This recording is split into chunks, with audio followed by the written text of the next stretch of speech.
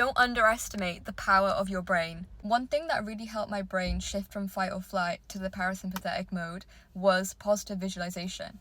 And I know to some people it sounds quite silly, and I thought it was really silly in the beginning, but it's really changed my life. I realized that all the time, every hour of the day, I was already doing visualization, but I was visualizing the worst case scenarios all the time.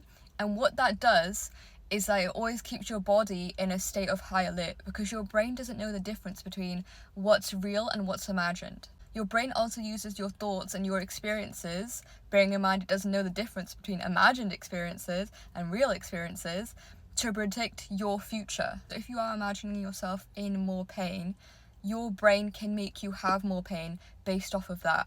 This happened to me a few weeks ago. I was really stressed out and I was worried that I'd flare up my eyes, but because I was so worried and I was thinking back to my previous flares and worried that I was going to have one in the future, I had a real flare. And what helped me reduce my eye flares was positive visualization. So I'd remember all the times where my eyes felt better, and I imagined a future for myself where I felt better and my flares cut in half. So my corneal flares, they're very painful for me and they usually last a few months. The flare that I had a few weeks ago, it only lasted under 2 weeks. And that was the first time I used mind and body techniques properly on my eye flares. The same thing worked for my food sensitivities. So every time I'd eat food that wasn't plain or even chocolate, my whole throat would burn and my neck would burn.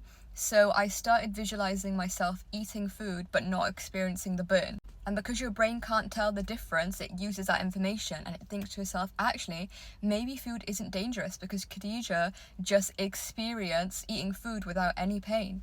And it worked. I can eat normally again. Do not underestimate the power of your brain and your thoughts.